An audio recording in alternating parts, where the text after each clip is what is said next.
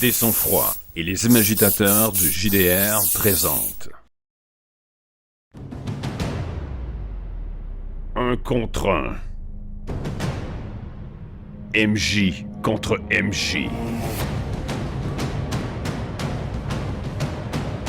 Une mise en situation parfaite pour un duel.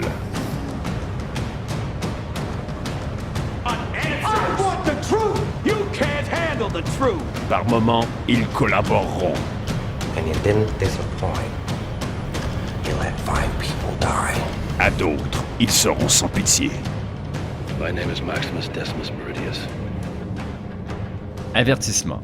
Ce duel dans l'univers de Star Wars contient de la violence. Une violence certes fictive, mais de la violence tout de même. Donc destinée à un public mature et averti. Bon divertissement. Une voix autoritaire, celle de son chef d'escadron. Pilote Kasek, arrêtez de faire le con et ramenez-vous! Zuta, hein, que je réprimais de se rattacher à la formation. Capitaine, on est... Je fonce directement sur votre trio. Sale petit con. Je vais t'apprendre, moi. Je pars en vrille vers toi, faisant tournoyer mon TIE Fighter. J'essaie vite, fais quelque chose! On va voir cet éclair-là venir frapper les moteurs qui vont s'éteindre d'un coup. Bonjour, bienvenue à un autre duel des imagitateurs des sang-froid. Eric avec vous, ainsi que NJ. Comment ça va, NJ? Ça va très bien, salut à toi, salut à tout le monde. En tant que fan de l'univers Star Wars, on ne pouvait pas passer à côté d'un duel dans ce monde que nous affectionnons. Donc, il n'y a pas d'autre raison que l'amour pour justifier ce duel aujourd'hui. L'amour et la force. Ok, on se barre une nouvelle religion.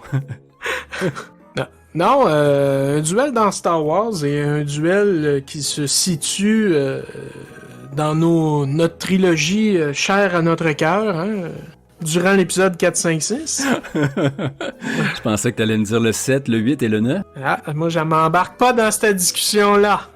J'aurais dit, on fait un retour à l'exorciste. Démon sort de ce corps. Donc, c'est deux pilotes, l'un qui vole pour l'Empire et l'autre qui voltige pour la Résistance, qui vont se retrouver en face à face. Qu'est-ce que la série de one-shot Duel? Il s'agit d'une confrontation entre MJ, donc du tous MJ à deux avec une narration partagée par laquelle on construit l'histoire à deux.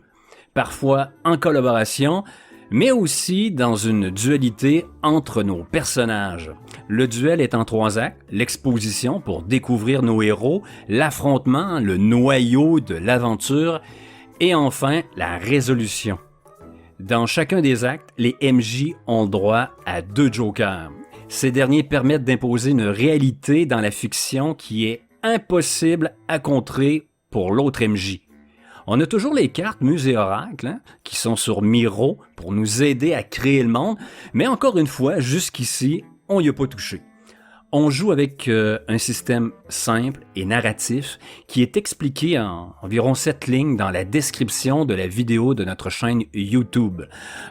Si vous aimez ce que font les imagitateurs, je vous invite à l'exprimer, que ce soit par un pouce ou vos commentaires. Ça fait toujours plaisir et ça coûte rien.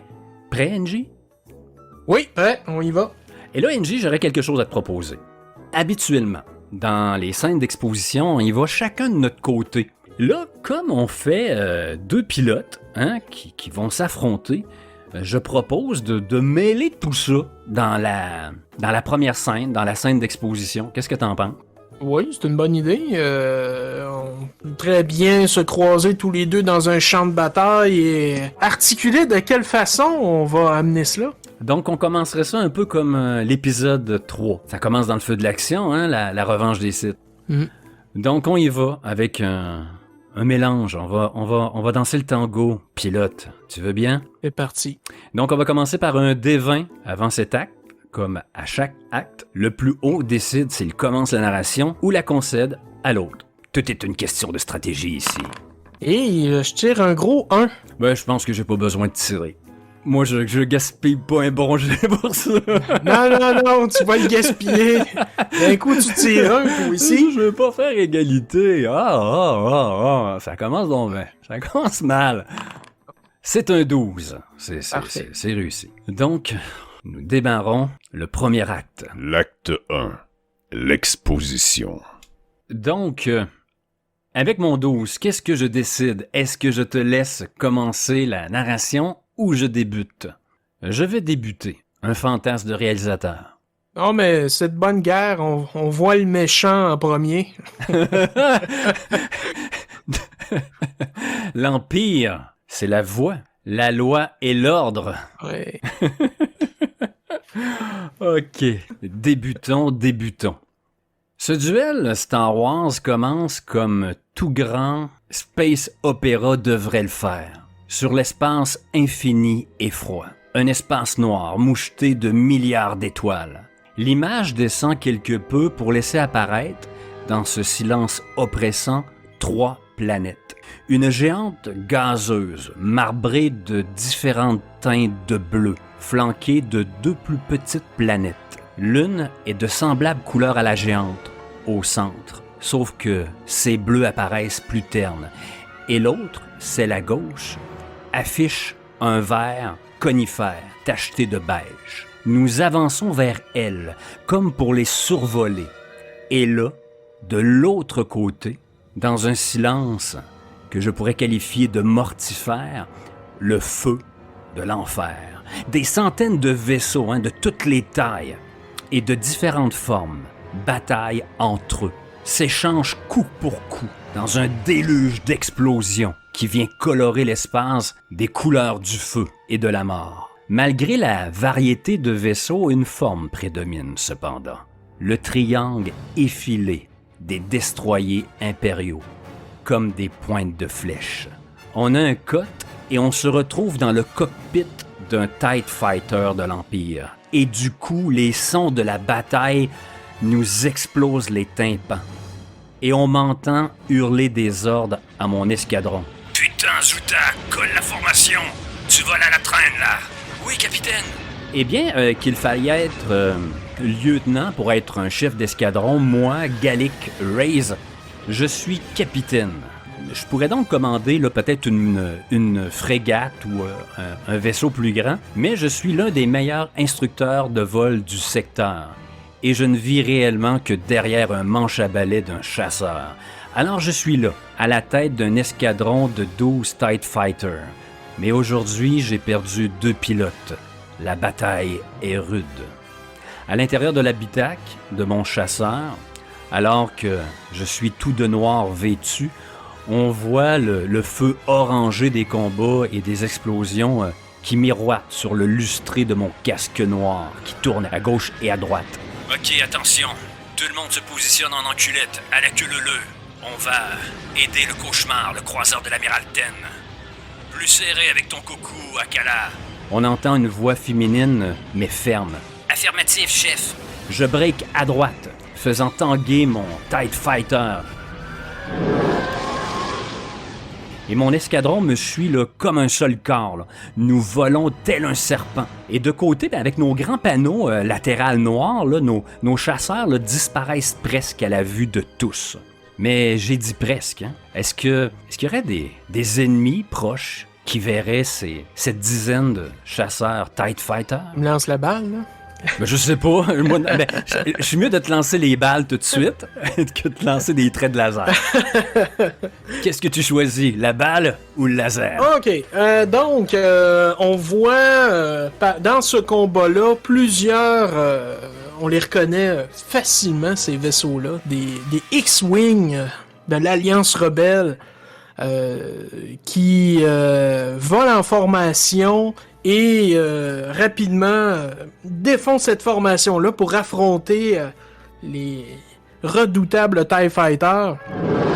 Et la scène va nous amener plus près d'un X-Wing en particulier, qui est peinturé d'une couleur qu'on voit rarement. Et le X-Wing est complètement noir, avec une barre rouge près du nez T'as pimpé ton X-Wing. Ben, Ah, les jeunes. oui, parce que mon personnage est un jeune pilote et on le voit dans son habitacle, il prend totalement son pied. Il est pas du tout effrayé par le conflit qu'il est en train de vivre. C'est pas le premier. Lui aussi, il se débrouillait en arrière d'un manche, bien que beaucoup moins que Gallic. Donc, le jeune Yavin Kasek est derrière son manche et on entend le cri strident d'un droïde, son astro-mécano. Oui, je sais, J7, ils sont vraiment beaucoup. Et dans l'appareil de communication de Javin, on entend une voix autoritaire, celle de son chef d'escadron. Pilote Kasek, arrêtez de faire le con et ramenez-vous! J'avais oublié ce point de détail. Les pilotes de la Résistance, les pilotes de X-Wing ont besoin d'un astrodroïde pour les soutenir lors du pilotage tellement ils sont pourris. Incapable de piloter un coucou seul. Et là, j'ai entendu la voix de ton supérieur. C'est reconnu, ça, Yavin? Ton insubordination ou ton manque d'écoute aux ordres donnés? Oui, une vraie tête brûlée. Un pilote qui n'en fait qu'à sa tête et qui croit pouvoir briller de son côté. Et donc, Kasek, qui effectivement là, est un très bon pilote, en fait voir de toutes les couleurs au TIE Fighter, mais malheureusement, ne travaillant pas en équipe, il met ses collègues des fois un petit peu dans la merde, et ça lui a valu plusieurs rencontres, disons entre guillemets, musclées. Un mouton noir à bord d'un X-Wing noir. Exactement. Ah, que c'est concept. Mm. Ben oui, dis-moi, nous sommes en train de nous diriger pour prêter main forte au vaisseau qui s'appelle Cauchemar, un vaisseau de l'Empire. Est-ce que tu vois notre formation en enculette, à la queue leu-leu, se diriger pour soutenir le destroyer? Ouais, et je pourrais voir là une occasion de briller, étant donné que vous êtes tous à la queue leu-leu, vous faites une belle cible. Écoute, là, t'es pas bon pilote à ce point-là. Un tir, 10 chasseurs. Fais-moi rire. On va voir si t'es un bon pilote. Alors, tu nous donnes la chasse? Oui, Yavin? oui, et malgré que mon supérieur m'a demandé de rentrer dans la formation, moi je vois une occasion et je l'ai saisie. C'est J-A-V-I-N. C'est-tu Javin ou Yavin? Bon, on peut dire Javin parce que Yavin, ça va trop faire référence Ouais, ok. à la planète. Là. Donc, Javin. On irait-tu avec un jet de pilotage pour voir qu'est-ce que la situation va nous amener? Alors que l'on vole en queue leu-leu, nous nous dirigeons vers le croiseur Cauchemar.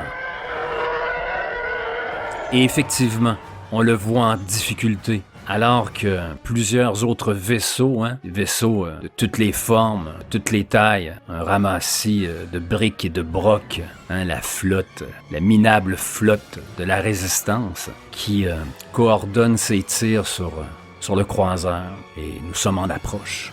Et là, est-ce que t'es seul? Est-ce qu'il y en a qui... est-ce que t'es un peu un leader? Ouais. Peut-être que on pourrait entendre deux de tes compagnons te suivre. Oui. Et ça pourrait être peut-être même des jeunes pilotes comme moi, là, qu'on se connaît depuis un certain temps, on est entrés ensemble dans l'Alliance Rebelle, peut-être même. Des jeunes loups qui ont faim. Oui, qui veulent devenir des héros. Et peu sont appelés à le devenir, n'est-ce pas? Ah ça, c'est ce que le dé va nous dire. Vous allez redevenir poussière d'étoiles, mes amis. Donc, ok, j'y vais avec un jet de jauger le décor. Compte ton jet de pilotage? Moi, mon jet de pilotage, j'ai 8 d'un an. Est-ce que je vais te sentir venir? Donc, on a un différentiel de 1. Oui. Donc, ça s'exprime avec un malus de 1 sur mon D20. Donc, j'ai un 7 sur un 9-, c'est la fiction qui frappe. Est-ce que je perds des membres de mon unité, de mon escadron? Tu me laisses entre les mains ou... Je te laisse entre les mains. C'est le temps de briller, Javin. Parfait. Pour le temps qu'il te reste. Donc, l'attaque va être soudaine. Sans crier gare, des tirs vont pleuvoir derrière ta formation, Gallic. Et Javin, en voulant être un héros absolument et le prouver à tous, a même rameuté des amis à lui qui, galvanisés par son exemple, ont voulu le suivre. Et donc, on voit 3 X-Wing derrière ta formation qui font feu. Et... On a juste le temps, à peine, d'entendre Zuta, hein, que je réprimais de se rattacher à la formation. Capitaine, on est... Et est-ce qu'il y a seulement Zuta que je perds en queue de peloton? J'en verrais bien au moins un second. Un second qui explose et Javin de crier « Rajoute ça à mon compte, J7! Un autre pour moi! » Et on entend ton astrodroïde siffler. Un mélange d'admiration, mais aussi en train de faire le décompte. C'est un Gallic qui resserre un peu plus le manche de son TIE Fighter, qui serre les dents sous son casque. Et d'un mouvement sec, je redresse mon appareil pour faire une loupe, dans l'intention de me retrouver derrière toi. Est-ce que les autres TIE Fighters te suivent ou ils gardent leur formation? Ils vont garder la formation tant que je n'ai pas rompu l'ordre de voler en queue leu-leu. On voit là, Akala me suivre ainsi que les autres. Et à ce moment-là, C'est la faiblesse de l'Empire, hein? Extrêmement discipliné, mais aucune tête. il y a de la friture sur la ligne. Capitaine Reyes, ici le pont du jugement dernier. Le grand amiral a ordonné le repli stratégique. Repli stratégique, hein? Une belle expression pour parler de défaite ici. Nous allons effectuer un saut en vitesse lumière dans 2 minutes. Ramenez votre escadron au hangar 22. Alors que je suis en train d'opérer ma loupe, hein, pour arriver derrière les tiens, c'est cette annonce que j'entends, gricher dans la radio. Est-ce qu'on irait pas avec un autre jet de pilotage à savoir si je réussis à bien me positionner pour faire payer le prix du sang au tien? Oui, tout à fait. Ça va être pilotage contre pilotage. C'est toi qui m'attaques d'une certaine façon, là, ce coup-ci. Donc, moi, j'ai eu toujours 8. Je pense que ça va faire un des 20 plus 3. Oui, effectivement, je suis un maître pilote, un instructeur. Je suis le Maverick de Star Wars. Ce pilote est guidé par la force. Guidé par l'expérience, jeune loup. Toi, tu es un petit Mozart. Moi, j'ai travaillé dur, trimé toute ma vie pour en arriver là. Donc, 11 versus 8, un différentiel de 3 en ma faveur. On rajoute donc 3 à mon D20. Oh! Et c'est pas beau! Ça me donne un total de 7. On est encore dans le 9-. La fiction frappe. Donc, le prix à payer, NJ.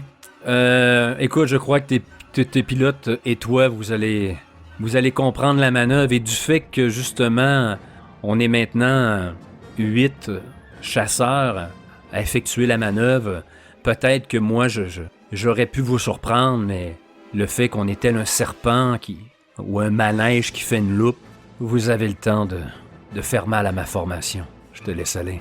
Les tirs vont retentir dans l'espace et on va voir 2 autres TIE Fighters exploser. Et alors qu'on était là pour protéger le croiseur Cauchemar, on voit un TIE Fighter, l'un de mes hommes, son TIE Fighter partir en vrille et aller s'écraser. S'écraser littéralement sur le Cauchemar. Javin dans son cockpit. Wouhou! Puis je tire le manche pour faire demi-tour à mon X-Wing avec mes 2 amis. On revire de bord, évidemment, parce que faisant demi-tour, on peut pas affronter un vaisseau si gros que le Cauchemar. Et là, si je me trompe pas, on est seulement 6 maintenant. J'ai perdu la moitié de mon escadron. Akala, tu prends la tête de l'escadron et tu ramènes l'équipe à bord du jugement dernier. Et vous, capitaine? Tant que nous aurons ce loup et sa meute aux fesses, tout le monde est en danger. Mais capitaine, on est dans un secteur inconnu ici. Si vous ne revenez pas à temps... Sergent Lim, c'est un ordre. Ramenez vos zincs sur notre destroyer. Et là, c'est la colère maintenant qui anime Gallic, Reyes. On voit donc Akala se séparer de moi et les derniers TIE Fighters la suivre dans un mouvement coordonné. Comme je l'aurais appris, assez petit, à ses genoux, les yeux brillants, la tête pleine de rêves. Il se dirige vers le jugement dernier, alors que moi, je fonce directement sur votre trio. Sale petit con, je vais t'apprendre, moi. Et là, avec toute mon expérience et cette fougue, cette rage qui me fouette le cœur, je pars en vrille vers toi, faisant tournoyer mon TIE Fighter. De belle façon, zigzagant entre les vaisseaux de moyenne taille, me protégeant en partie pour jaillir en plein milieu de ta formation. Je crois qu'on serait dû pour un autre jet. Oui, hein? Et là, faudrait briller, là. Il faudrait. Eh oui, et là, j'ai rien pour briller. Là, je suis à 1 contre 3. J'ai donc un malus de 2. Oui. Mais je suis à Mais 11, comparé T'as quand même un D20 plus 1. C'est pas dégueulasse. C'est vraiment pas dégueulasse pour vous surprendre. Te rendre le chien de ta chienne, comme on dit ici. Et c'est parti pour un jet de pilote. Eh ouais, c'est le temps, là. 16, c'est une réussite totale. Oui. On est surpris, alors qu'on navigue entre les gros vaisseaux de voir ce TIE Fighter-là surgir devant nous en faisant des loops sur le côté. Les tirs fusent, on est totalement surpris par ça, on n'a jamais vu ça. Je te laisse aller. Écoute, je surgis un peu comme un requin blanc dessous la surface, entre votre formation en tirant. Et aussitôt, je pivote pour vous prendre un tir et voler comme à reculons. La manœuvre est de toute beauté et on sent toute la pression, les jets qui augmentent, qui me collent à mon fauteuil alors que je m'accroche aux manches. Et là, on peut deviner mon regard d'aigle derrière ma visière teintée et mon pouce pressé la commande meurtrière et les tirs fusés sur vous. Est-ce que j'abats seulement un ou j'en abats deux comme tu as fait les coups précédents? Est-ce que je te fais doublement mal ou seulement mal? Oui, écoute, je verrais bien que t'abattes mes deux amis pour que ça devienne maintenant personnel des deux côtés.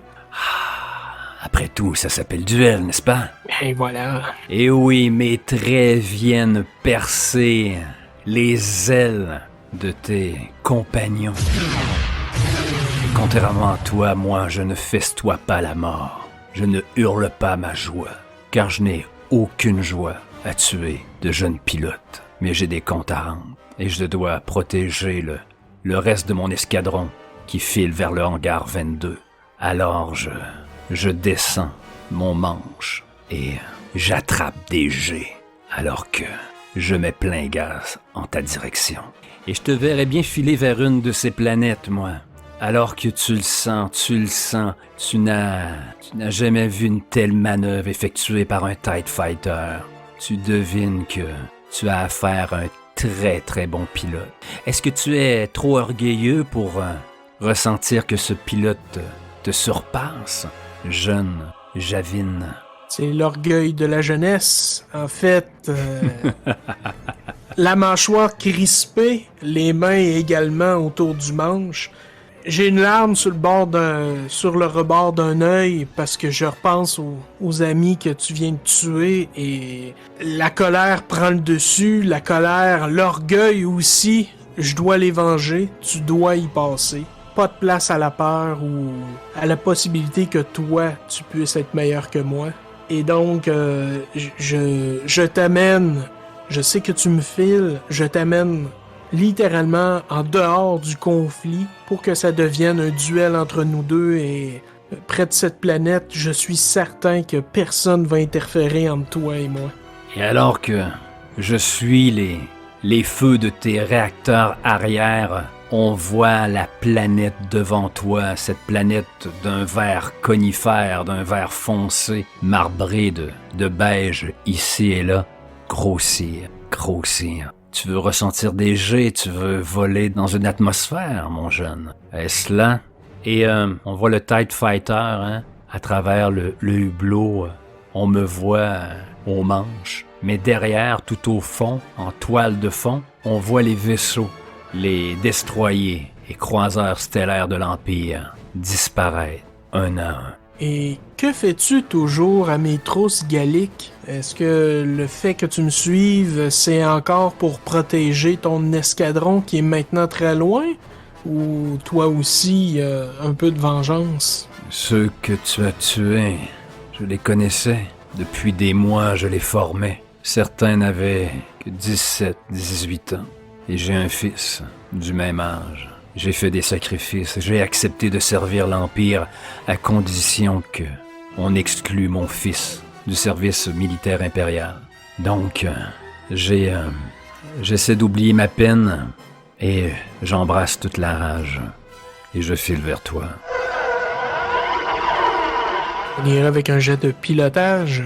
Oui, alors qu'on peut peut-être sentir un genre de soubresaut alors qu'on touche l'atmosphère de cette planète, hein, comme l'a annoncé mon bras droit là, à Kala. On est dans un secteur inconnu, des planètes inconnues. Donc, même l'angle d'entrée dans l'atmosphère, on la connaît pas. Et sans doute que les deux, on est surpris hein, par la violence de l'impact. Maintenant, moi, tout se met à clignoter, à shaker à bord du cockpit. Peut-être même une alarme comme quoi que la carlingue est en train de supporter une pression peut-être un peu trop violente pour elle. Une alarme retentit dans mon cockpit. Le bruit, le cri strident de J7 qui se fait retentir. Tiens bon J7, essaie de réparer ce que tu peux ou de faire en sorte de stabiliser le vaisseau. On va l'avoir, ce salaud. Et avant de faire un jet de pilotage, moi, écoute, on va s'amuser. Hein? Star Wars, c'est toutes sortes de planètes, c'est l'imaginaire. Et trop souvent, on a vu que des planètes de sable ou de grandes forêts dans Star Wars, alors qu'il y a tellement de matière à travailler. On pourrait s'amuser à imaginer une planète hors du commun. Qu'est-ce que t'en penses? Oui, tout à fait. Et ça pourrait commencer dans cette atmosphère. On voit jaillir des éclairs qui vont arriver devant toi. Des éclairs qui pourraient provenir du sol, des éclairs verticales, mais de bas qui provient du sol. Oh! Comme si on tirait dessus avec un canon qui tire des éclairs. Là. C'est fou, là. On comprend rien, c'est le monde à l'envers. Donc on voit ces éclairs provenir, sortir des nuages littéralement, venir du bas, ce qui est tout à fait surprenant. Des éclairs peut-être d'un éclat mauve. On voit les nuages qui étaient grisantes là, se colorer de ce mauve alors que ça vient claquer entre nous.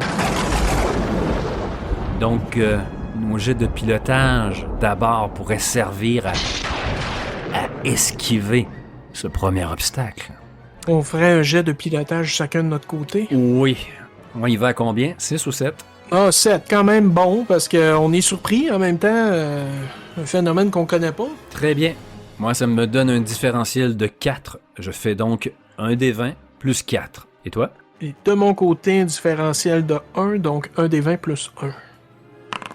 C'est parti. Ça me donne 12. C'est une réussite partielle. Et pour moi, 10. Réussite partielle également. Et donc, je suis prêt à te sacrifier pour ma réussite.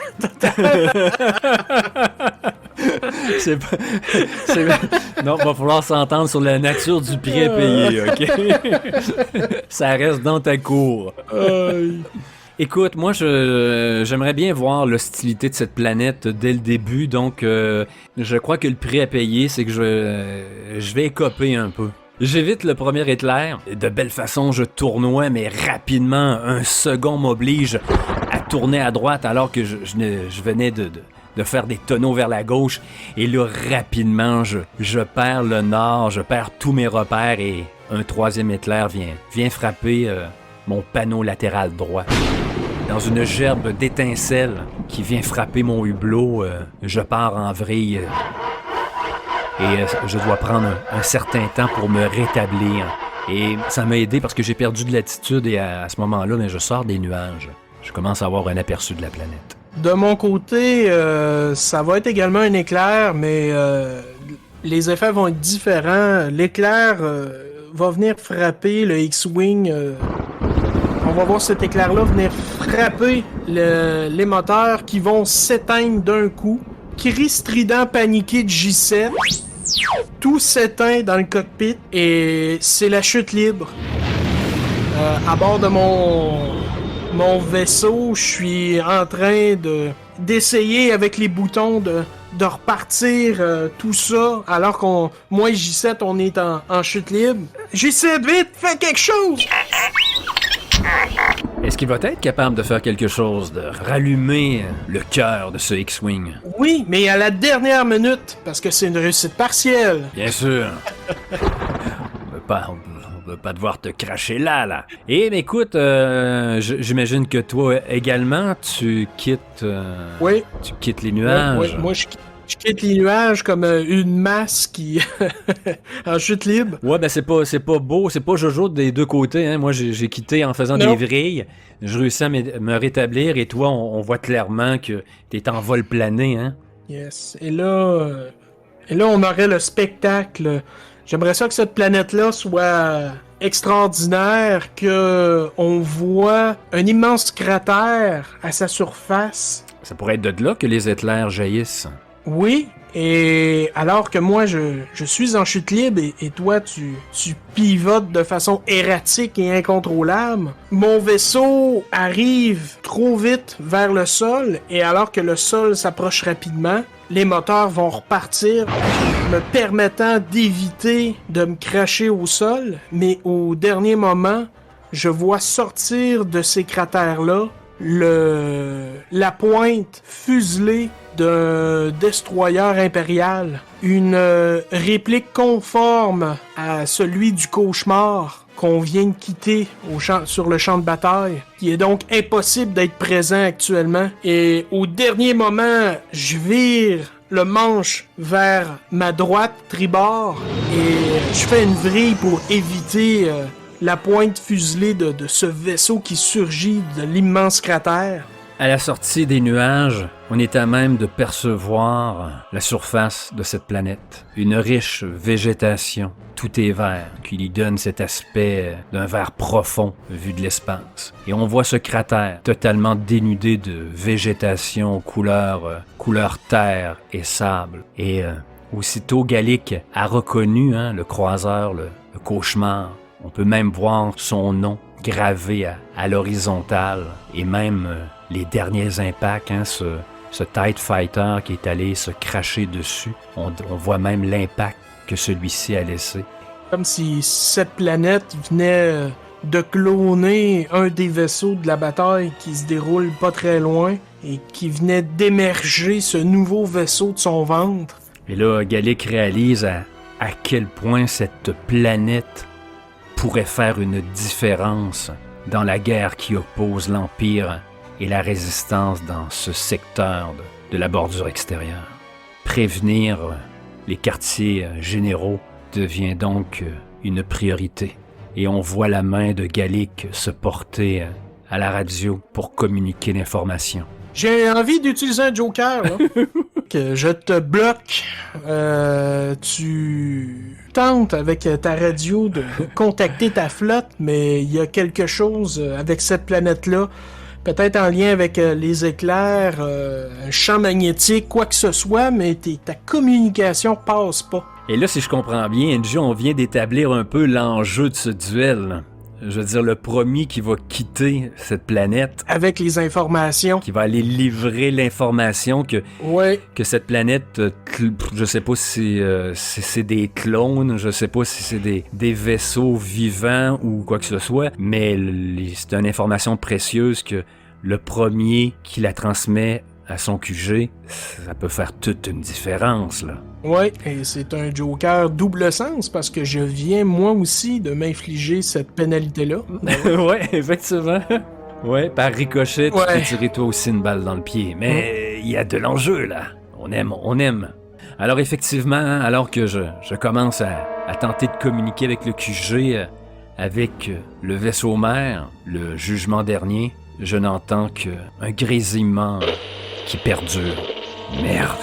Je laisse tomber la radio et je me concentre à rétablir l'assiette et la stabilité de mon vaisseau. Mais là, tu t'es amusé à jouer du Joker. Je crois que ça serait peut-être intéressant d'amener le combat au sol. Qu'est-ce que t'en penses? Tout à fait d'accord.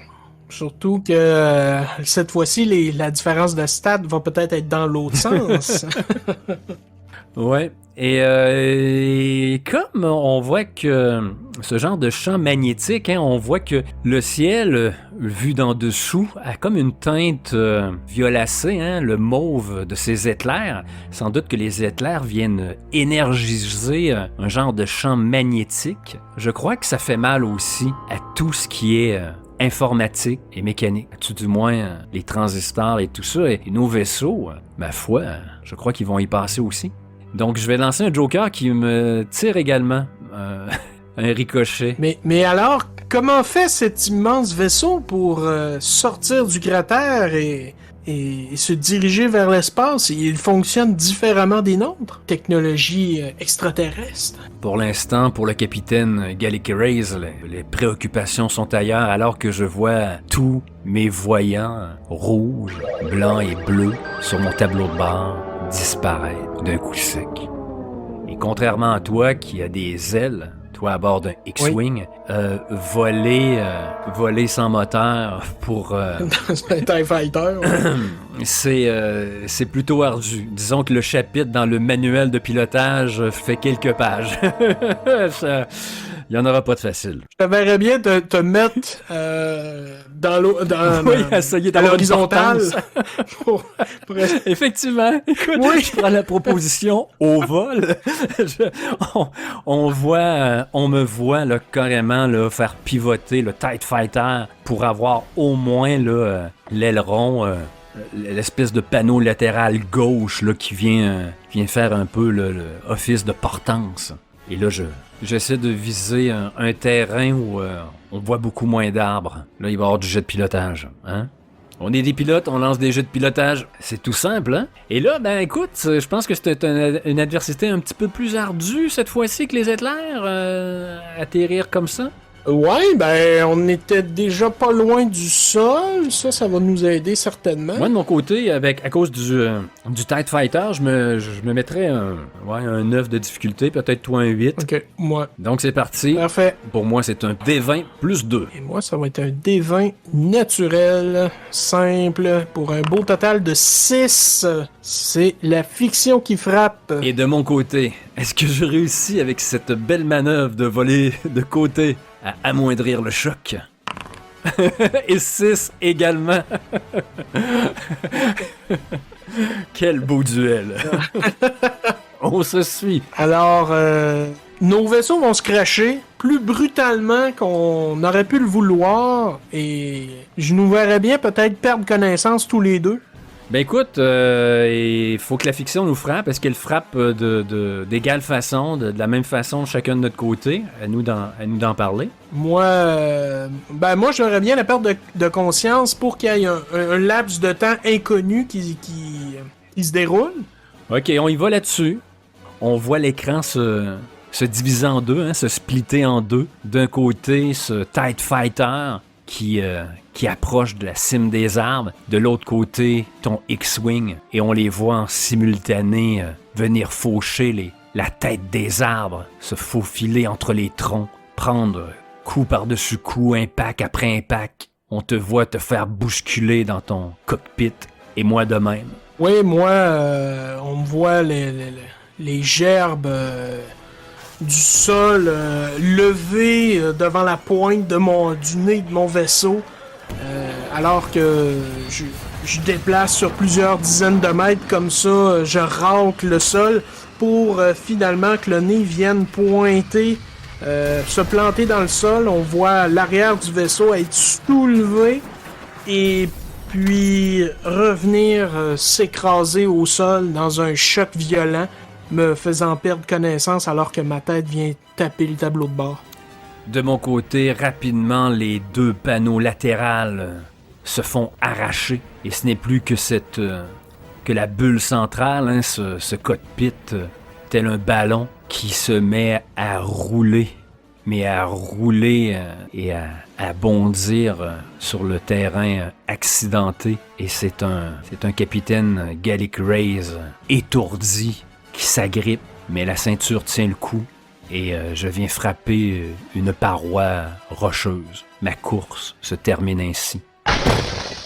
Et on me voit la tête qui pend, le menton qui touche ma poitrine, inconscient aussi.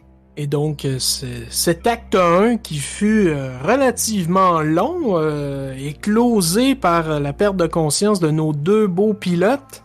La crème de la crème. C'est excellent. On est prêt à passer à l'acte 2, la confrontation. Imagitateurs et imagitatrices, c'est ainsi que se termine la première partie de notre duel Star Wars, avec l'exposition, l'acte 1, le plus long de la série Duel, qui frôle les 35 minutes. C'est plus long qu'un épisode de Star Wars sur Disney+. C'est un rendez-vous pour la partie 2, la confrontation et la résolution dans quelques jours. Qu'adviendra-t-il de notre vétéran impérial Gallic et de notre jeune et fougueux pilote Javin? Et quel mystère se terre sur cette étrange planète? Bien, nous, on le sait parce qu'on a tout fait en une soirée, mais vous n'êtes pas au bout de vos surprises. Rendez-vous pour la partie 2 bientôt sur la chaîne des Sans-Froids et les Imagitateurs sur YouTube et en podcast sur Spotify. Ciao!